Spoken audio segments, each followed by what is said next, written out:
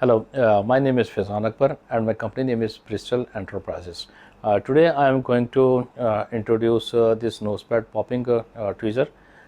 It is about the 9 centimeter long and it has the thickness 1.3 millimeter.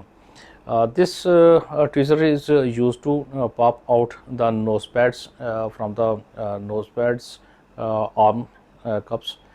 After this video, I would like to give you the demonstration that how to use.